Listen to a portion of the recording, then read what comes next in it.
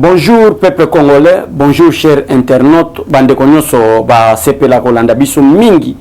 na basango ya Congo Rimé de Kinshasa pour vous informer kaka ndenge biso tolobaka ete la situation politique esengeli mutu nyonso amboate le pas à kota parce que politique etambwisaka religion, politique etambwisaka éducation, politique etambwisaka science, politique etambwisaka tout ce qu'on peut vivre dans le monde. Et ça a la réalité politique. Les raisons pour lesquelles Balouba, si tu ne s'occupe pas de la politique, mais la politique va s'occuper des affaires. La politique s'occupe même du commerce. Commerce est à yo, capital est à yo, mais politique a un intérêt à la malam ou peut être un bon de malam. Voilà la raison pour laquelle tu pousses à peuple nyonso. Tout ça la politique, mais politique moko d'une manière intègre, d'une manière à conserver l'unité nationale, d'une manière à sauvegarder nyonso ezali bolamu ya peuple congolais. C'est ça la politique nde intérêt na ngwango wana parce que so ba ba politicien na kibite je suis milliardaire na rosala boy politique loko les ama bembo ke banda kindeka mabe na kopesa bino exemple moko ya ba pays nigérien lelo soki na ba Nigeria ba pays plutôt anglophone lelo ke ba Nigeria ba Ghana le pays africain mais o ba zalaki colonia ba ya banglais au monde que na bamboka na bango mona ke ya même des milliardaires ya ezana moi bato moi ba millionnaire mais bamboka na biso moyen muto mona na ke milliardaire ezate parce que politique ezaki mabe et majorité bato bazako za politique lokola affaire na bango ya kubonga na vie au détriment peuple congolais. Alors ceux qui tozo sa la politique na ndenge ya malamu mboka na biso okende kitoko même ba privé bato baza ba privé bazana ba commerce na bango n'a rien à voir avec l'état ba ONG ba banda ko sepela parce que manière ya politique na mboka ezotambola mabe. Pourquoi na bani introduction na bani introduction na pona taw sabino ke soki tozo yinana lokola ba fake news oyo Colette ki muntu soki Paulette ki muntu azo diaboliser peuple congolais to linga to répondre samedi mais on était fatigué ni ezalagite nde lelo nazo akotali sabino ba ke tala commerce que peuple congolais biso moko tozo se diaboliser biso moko tozo somi bebisama pour peuple congolais moya landela makamune moko ezate parce que l'information na ba journaliste à lokuta ba comme ebele politique mutu parce que aujourd'hui je voulais parler rencontre du président Félix Tshisekedi avec le président zambien et le secrétaire d'État américain parce que à partir du secrétaire d'État américain batebele ba diaboliser le kola ba politique mutu ba le président Félix Tshisekedi wana information politique monde président Félix Tshisekedi aurait appelé Donald Trump nani Joe Biden pour une invitation ba kutana ba solola mais Joe Biden akataki téléphone nae yo kuta nde lelo to limito ya otali sabino raconte ya président Félix Tshisekedi na président zambien raconte ya président Félix Tshisekedi na secrétaire d'État américain or que Joe Biden qui est l'actuel président d'État américain hier azalaki kutu mutali boso ko benga président Félix Tshisekedi basolola déjà na chombo donc ça information lokota raison pour laquelle na début introduction na talisi peuple congolais na lobete peuple congolais to sangana to sala opposition so ibosa l'opposition c'est une bonne chose na démocratie za la malam mais opposition za na ndenge ya NT so zape journaliste parce que ngana za la journaliste te ngana combattant IDPS na za membre IDPS je soutiens le président Félix Tshisekedi pour comme président Félix Tshisekedi le loté depuis Etienne Tshisekedi wa Mulumbaza vivant nous on était déjà les combattants mais yo tant aux journalistes sala musala ki journaliste parce que biso tant on banda lancer ba missile na ba plateau na bino ba TV tant ba banda koleka bataille de pes ba fingaka bataille de pes ba sana information te musa na bango ko finga batu ko loba makamba lokuta mais biso na bino bana ba loba lokuta lelo o Paulette ki mutu journaliste ya lamuka azalaki recadré par Mounina Nemoisia et RFI. Pourquoi ba information lokuta koko sa peuple congolais que président de la République aurait appelé Joe Biden le président des États-Unis d'Amérique pour na rencontre mais Joe Biden a kata téléphone. Pourquoi ko pesa ba information lokuta en attendant aux journalistes na déontologie professionnelle ya journalisme balobaka été vous êtes au milieu du village vous allez ni la majorité vous allez ni l'opposition vous allez pour informer peuple congolais d'information au pesa solo mais vous allez que nazawana et nazar boité nous les autres là on est des communicateurs d'un parti politique et mutunyo ça y bien que non en tant que communicateur parti politique azan intérêt à défendre des politiques nan parti na parce que la politique c'est les intérêts mais vous en tant que des journalistes pour être mboka na biso qui est malam botika ba fake news ko botika ba information lokuta botika ba diabolisation botika bassesse botika ba escroquerie en tant que journaliste ok quelque part ba kabeli mbongo yo musano ki journaliste na déontologie nyonso o ba para baza futa mbongo po kende ko yekola bazo ya kosomba po na $5,000 $6,000 po na kopesa ba fausse information na peuple congolais ko diaboliser makamba lokuta lokola mboka etondisaki na bato mabe mboka etondisaki na bato lokuta na bayibi mbongo ya peuple congolais batia na bapoche na bango bacrée baentreprise privée na bango pour que babanda kosomba bajournaliste et bajournaliste non averti bazozwa mpe bainformation lokuta mpo batia yango likolo ya baréseaux sociaux mpona kodiaboliser peuple congolais et nous sommes là mpona koloba makambo eza solo président de la république aurait appelé Donald Trump pour leteke muntu ozomona naza na baréserve non parce que tu es une femme donc moi baréserve eza ebele donc peuple congolais ezalaki bafausse information babiloko ya lokuta makambo ezokende malamu mboka na biso ezokende kitoko président Félix Tshisekedi na niveau ya États-Unis d'Amérique akendaki te mpo bakutana na Donald Trump mais ezalaki 76e session ya Assemblée générale des Nations Unies où beta nyonso bamboka nyonso ezalaka représenté ezalaka te ke kaka ba Congo ezokende les États-Unis bango moko bazalaki représenté France ezalaki représenté tous les 5 pays il y a droit de veto tous les pays d'Afrique bazalaki parce que eza babengi yango Nations Unies des Nations Unies organisation des Nations Unies voilà nde bakendaki na 76e session ya Assemblée générale ya Nations Unies o bapesaka ba plaidoirie na bango kopesa ba explication comment est-ce que évolution ya mboka na yo lokola particulièrement la République démocratique du Congo ezokende na domaine na sécurité na domaine ya économie na domaine na makambo ebele bayeba ndenge nini mboka na bino ezokende po peut-être Nations Unies akoki ko soutenir bino mais ezalaka te ke président de la République akie bongo ezalaka te ke président de la République akie États-Unis po eza siège ya Nations Unies na New York ne mbala mo président Félix Tshisekedi akie kutana Donald Trump mais na relation bilatérale na contrat stratégique relation stratégique au président Félix Tshisekedi azana aux États-Unis particulièrement dans le domaine il y a développement c'est-à-dire agriculture na armée le secrétaire d'État américain bakutana na président Félix Tshisekedi pour finaliser makambo et au jour d'aujourd'hui États-Unis baza prêt ya kopesa ba drone hélicoptère vu la gestion la meilleure gestion du président Félix Tshisekedi mamoni vraiment ne bakutana secrétariat d'État Amérique d'États-Unis d'Amérique baza prêt à soutenir RDC na ba drone hélicoptère de chasse ndenge ni bako banda ko découvrir place ba ADF baza lelo à cause il y a relation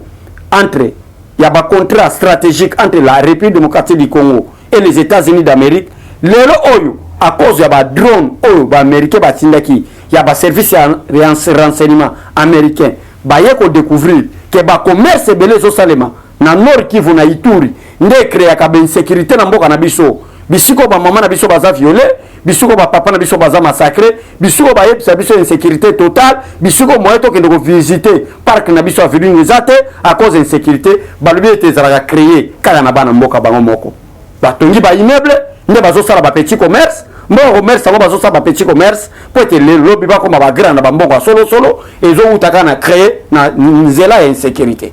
à cause ya ba relation président Félix Tshisekedi azana wa malamu les États-Unis d'Amérique basungi biso na ba pareil alors ceux qui États-Unis d'Amérique selon l'information le kuta ba politique mutu ba pesaka bato le kuta ba pesaka ba information le kuta bolingaka biloko eza ya ba futilité bobwaki yango na ba réseaux sociaux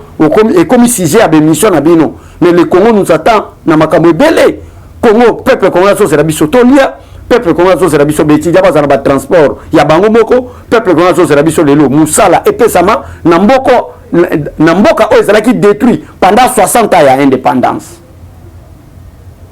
Alors pourquoi beaucoup yebisa peuple congolais vérité te na musala nyonso éthique nyonso bozwi na bakour déontologie nyonso bozwi na bakour en tant que journaliste en tant que mutu ako mopanzi sango oyo rôle na yo ezali ko informer peuple congolais non seulement le gouvernement a fait quoi mais aussi opposition ba réalité na mensonge na bango ezanini en tant que journaliste nako banda koleka te na ba information lokuta ta la président Félix Tshisekedi Saliboy lelo oboza ba journaliste président Félix Tshisekedi asana ko réaliser ko créer base militaire na niveau à Beni siège ya ba insécurité tikali muke aucun journaliste n'en parle lelo obino wazako loba makambu ya social kolia pona bino social zaka kolia gratuité enseignement eza socialité gratuité à santé eza socialité réhabilitation des routes eza socialité nyonso wana construction de maisons militaires policiers ya baka militaire ba cantine militaire eza socialité bino social bozako zela kaka kolia ngo yango gouvernement congolais na gouvernement namibien va signer contrat à 87 millions de dollars. Autre chose, soit plus de 250 tonnes. Il y a des produits sigerlés pour l'intérêt du peuple congolais. Aucun journaliste en parle. Journaliste a dit qu'il y a des président Félix Tshisekedi appelle Naye Bengamaki Donald Trump à Bengaki, ceux qui Donald Trump à côté de l'âme.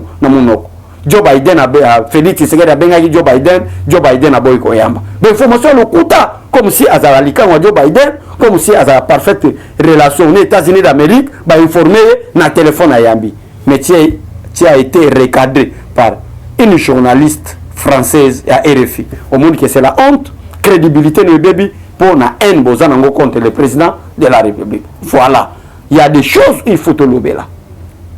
Il y a la gratuité de l'enseignement. Et je salue Makassi à travers le ministre Tony Mwaba. Azo kende au fur et moyen, ba place ba wili ba Kongo bazalaki koyiba. Ba place yo enseignement, ba ministre nyonso ba leki na domaine enseignement bazako kokate. Petit à petit Tony Mwaba zo faire évoluer et gratuité enseignement et za la rassurer si na fin fond. Les loto comme maintenant na construction ya ba école. Ba école tongama. Ba école kende liboso. Et lui, na salle mo bana basa la 30 bana basa la 60 to kuma tina niveau salle mo de classe mo 25 personnes 30 personnes mais nous sommes bakinde lentement là les journalistes ne peuvent pas parler ba journaliste basaka na ba fake news l'information le kuta ba biloko le kuta ko sa peuple congolais nous sommes en haine contre le président de la République et vous profitez na bonne éducation président Félix Tshisekedi zanango l'état de droit linga tia na mutu nyonso na une liberté d'expression pour na bino bato en bon niveau comme ça liberté d'expression comme libertinage non nous avons la justice malgré ba faiblesse na quelques erreurs et ko salima mais mo kana biso zo kende malade donc en bref pour na ko chiter peuple congolais to balanda biso en bref président Félix Tshisekedi akutani na président zambien akutani na secrétariat d'état américain na kati nga nazotalela awa beaucoup plus ya rencontre ya président Félix Tshisekedi na secrétariat d'état na secrétaire d'état américain kuna toke kolobela domaine ya sécurité président a vraiment énergie na ye ndenge asengi na bato nyonso ke état de siège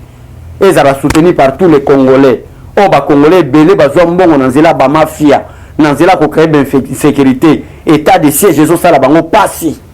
état de siège ezosala bango pasi mais président Félix Tshisekedi asengi soutien même ya Nations Unies soutien même ya conseil de sécurité soutien même les États-Unis d'Amérique des raisons pour laquelle raconte ezalaki entre le président de la République na secrétaire d'état américain ba finaliser makambo nyonso to ko vivre comme est-ce que construction ya ba camp militaire na mboka na biso ezala renouveler de vraies places na ba terrain moko malamu là où nous allons former des commandos des parachutistes des tireurs d'élite donc to ko former awa et tous les camps seront réhabilités et promesse à président Félix Tshisekedi nenga prometaki na ba militaire et que na kosala bino une armée forte de l'Afrique peut-être ça n'a avancer déjà à une armée forte ba kanko bonga ba soda ba kozala na ba camp militaire soda ko mona na pamba te na balabala nyonso wana e ko zo tempo na kosala yango wana vous ne voyez pas le président Félix Tshisekedi akenda ko finaliser lokola ba politique muntu ba yebi beke ba mbongo ba korompaka bango e utaka na ba insécurité oyo bato ya soutenir na basala bato ba yiba biso ba minéré bato ba piller biso ba coltan bato mboka na biso to liato za esclave na bango wana nde basombaka bato lokola ba collecte gi mutu po na mbonga mabe baza kosala ba moni état de siège et que ezo affaiblir bato yi ba pesa ke mbongo po aya koloba ba mensonge na télévision nde yango na to banda ko telemela mais na grâce de Dieu et na sérieux ya président Félix Tshisekedi tozana kokende mollo to ko banda ko découvrir qui est qui et qui fait quoi to banda ko réussir nana leka na bande de l'école pour à la journaliste au lieu banda ko sa peuple congolais voilà quelques sujets tozala ki na ngona tongwa lelo ya partager na bino ko recadrer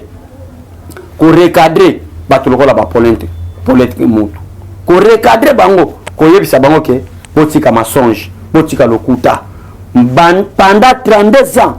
ya Mobutu, pendant 18 ans ya Joseph Kabila, 4 ans ya Laurent Désiré Kabila, on avait tout ça comme on a rien. Kabila ya wa saleli biso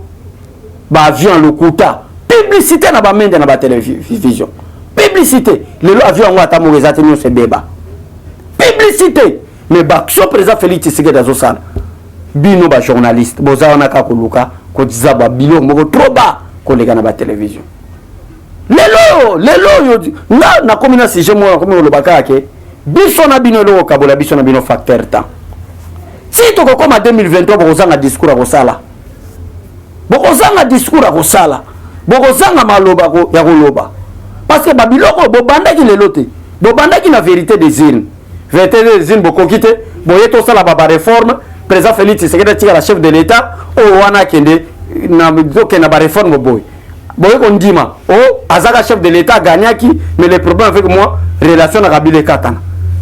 Kabila katani o biso tozana problème na président Félix Tshisekedi état de siège wana za mabe na place to que l'état de siège to sala ba marche on a ba propos na bino batamite mamabe bo sali marche changement ezate mais état de siège bandi ko pesa paix confirmer tina tribunal na Nations Unies que pesa na okota na kati ya nini ya République démocratique du Congo na partie est place pendant 18 ans Kabila salaki incapable donc bon changer discours o bino bozolo balelo si to comme 2022 to banda début 2023 bino bozala ba journaliste mabe bozala ba information pesa congolais bozala maloba koloba parce que nous sommes bino bozolo balelo président Félix Tshisekedi azana ko sala yango mais eloko moko te basalaka chaque fois na benda bandiko na matoi na lobete même Dieu le tout puissant asala ki mokili mabele banzete bazamba banyamatia ko sala moto na mukolo mote chaque jour nzamba azako planifier qu'est-ce que je dois faire aujourd'hui demain je dois faire quoi et tina ko sili sa samedi pour que dimanche na pema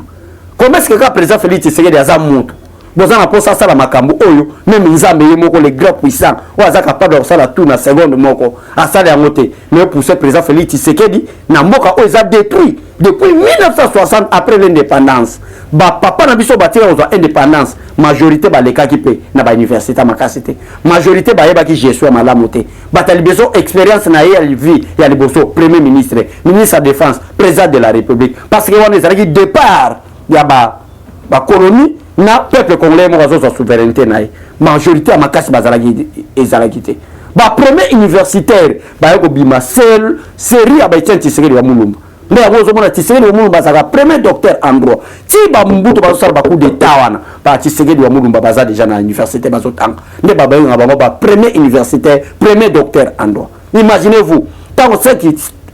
est premier docteur en droit donc avant Tshisekedi a diplôme docteur en droit mo bazala kité docteur mo en économie azala kité et ça ba génération ba Tshisekedi wa Mulumba donc c'est-à-dire tozo condamner ba papa na biso à indépendance te tozo condamner Moussala Makasi o ba papa Lumumba pasalité parce que Moussala Makasi raison pour laquelle ba benga héros national mais souci à peuple naïe mais baza maltraité par qui par ba colonie parce que moko la ba papa ba maman na biso no tozo gestion biso moko malgré bazo ki gestion na bango moko malgré bazali pe ba grand universitaire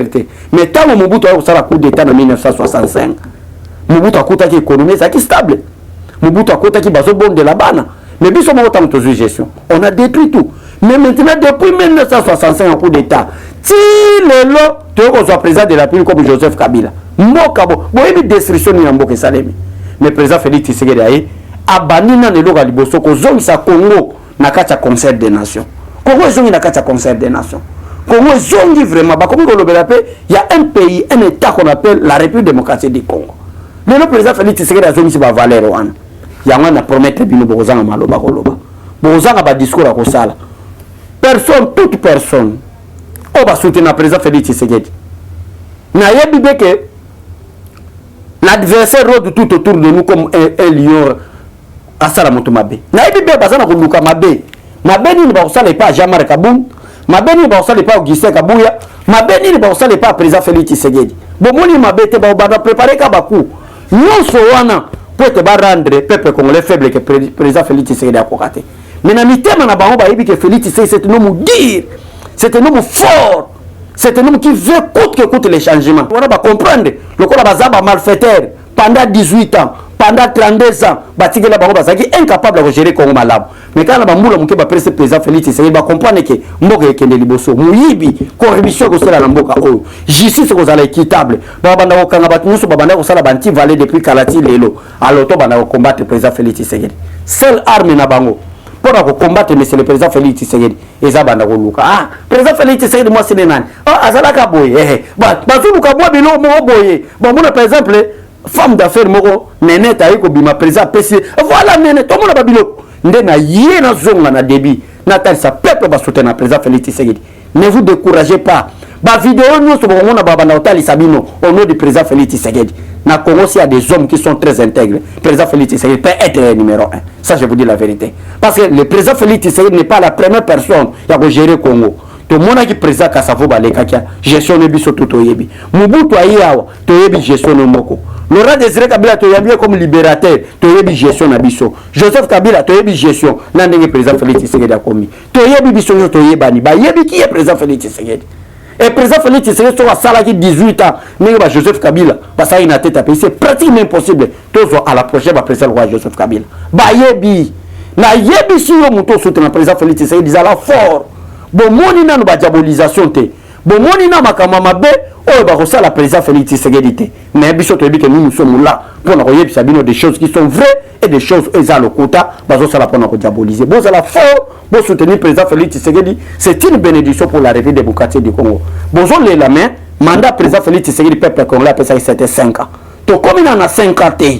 mais battu déjà basé là. Or que le bilan qu'on devait demander au président Félix Tshisekedi était bilan constitutionnel. Il faut pendant 5 ans, qu'est-ce que vous avez fait? Pas de problème. Mais toujours Kende, si 2024, total, ça bino vrai bilan. Donc, on a aucun bino les. Merci Nandeko Ransi, merci Nabandeko Nyoso. Bazala qui soutenir biso. Toyaki awa pour te recadrer ba journaliste à l'Okuta particulièrement ba politique muntu na ba diabolisation parce que ça la contre le président de la République debiso toyaka to ebisabino boza la fort ezana mabe mo te président Félix Tshisekedi asali jusqu'à présent nzamba lola batera bino boza la connecter to okende liboso. Que Dieu vous bénisse. Merci. Eshima, votre magazine qui bat au rythme de l'actualité. Retrouvez la nouvelle édition. Exclusivité, Sakombi Molendo, le pionnier de la bancarisation. Le ministre des Affaires foncières a signé le 3 juin 2021 avec son collègue des Finances l'arrêté interministériel portant bancarisation des opérations foncières et immobilières supérieures ou égales à 10 000 $ américains. Une première en RDC concrétisée par celui qui fait figure de porte-étendard de la numérisation et de la sécurisation des titres fonciers. Aimé Sakombi Molendo est de plein pied dans la matérialisation de sa politique qui suit la vision du chef de l'État, Félix Antoine Tshisekedi, celle de faire du numérique un levier d'intégration, de croissance économique et de progrès social. Nation, gouvernement des warriors, bilan de gestion des 100 premiers jours du gouvernement Samalou Kondé. SONAS, le DG Lucien Bonieme Ekofo présente un bilan largement positif pour les grandes réalisations du premier semestre 2021. À lire également l'interview de Seth Kikouni portée sur les questions d'actualité. À la découverte de Tissia Mukuna, la DG de la marque La Quinoise, café planté et transformé à Kinshasa. Interview exclusive de Richard Ilunga, DG de l'ONIP, qui confirme l'identification de la population congolaise avant les élections 2023. Un an de patrouille financière, les audits de l'IGF mettent à l'écart les mandataires impliqués dans la mauvaise gestion des deniers publics grâce à Jules Alinguete, inspecteur général des finances, chef de service. Une analyse sur les coups d'État en Afrique et leurs conséquences. Retrouvez l'intégralité du magazine Eshima dans les kiosques. Eshima Magazine, un nouveau standard d'information.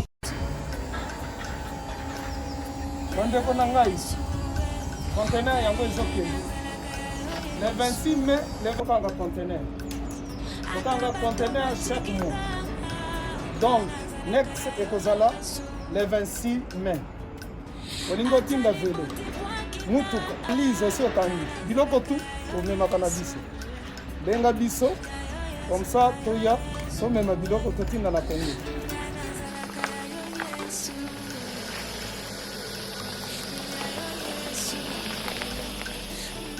bandeko kari yango oyo touti kozongo ezokende Kinshasa oza na mutuka pesa biso ezoke. Merci. Le 26 mai mosusu ekwende ya 2021 otoza nango donc tosalaka chaque mois oza besoin na carton benga biso ya monene yango moyenne yango oyo moyenne yango oyo na carton na biso ya moke oza na 3 dimensions oyo nyonso olingi otinda benga biso tozozwa bavelo tozozwa bavalise mituka tozozwa donc eloko tu tozomema na Kinshasa.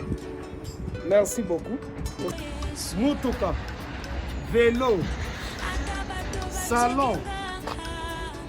biloko ndako, biloko tout tozomema. Donc, vous hésitez que bobenga biso tozala na pona ko